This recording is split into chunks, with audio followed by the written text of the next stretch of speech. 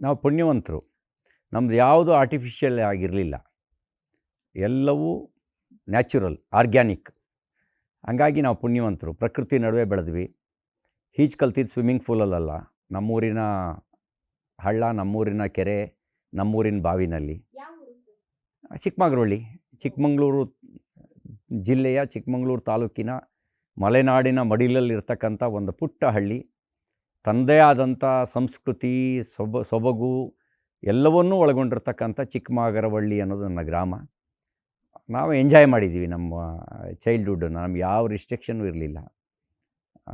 ಒಂದು ರೀತಿ ಸಹಜ ವಾತಾವರಣದಲ್ಲಿ ಬೆಳೆದಿದ್ದೀವಿ, ಆರ್ಗ್ಯಾನಿಕ್ಕಾಗಿ ಬೆಳೆದಿದ್ದೀವಿ. ಅಬ್ಸಲ್ಯೂಟ್ಲಿ. ಯಾಕೆಂತಂದರೆ ಚಿಕ್ಕಮಂಗ್ಳೂರು ಅಂದರೆ ನಮ್ಮ ಬೆಂಗಳೂರವ್ರಿಗೆ ಗೊತ್ತಿರೋದು ರೆಸಾರ್ಟ್ಗೆ ಹೋಗೋದಷ್ಟೇ. ನೀವು ಅಲ್ಲೇ ಬೆಳೆದು ಆ ಒಂದು ಪರಿಸರನ ಎಂಜಾಯ್ ಮಾಡಿಕೊಂಡು ಈ ಒಂದು ಸ್ಥಾನಕ್ಕೆ ಬಂದಿದ್ದೀರಾ ಅಂತಂದರೆ ಆಬ್ವಿಯಸ್ಲಿ ಆ ಹಸಿರಾಗಿರಬಹುದು, ಆ ವಾತಾವರಣ ಆಗಿರಬಹುದು, ಶಾಂತ ರೀತಿಯಲ್ಲಿ ಬೆಳೆದಿರೋ ಅಂತಹ ಒಂದು ಬಾಲ್ಯ ಅಂತಲೇ ಹೇಳ್ಬೋದು. ಕರೆಕ್ಟಾ ಸರ್?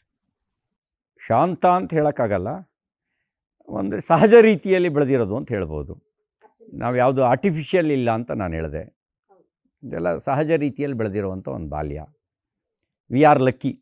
ಯಾರು ನಮಗೆ ಒತ್ತಡ ಹಾಕಿ ನಮ್ಮನ್ನು ಬೆಳೆಸಲಿಲ್ಲ, ಸಹಜವಾಗಿಯೇ ಬೆಳೆಯೋಕ್ಕೆ ಅವಕಾಶ ಮಾಡಿಕೊಟ್ರು. ಹಾಗಾಗಿ ಇವತ್ತಿನ ಜನ್ರೇಷನಿಗೆ ಹೋಲಿಸ್ಕೊಂಡ್ರೆ ನಾನು ಲಕ್ಕಿನೇ.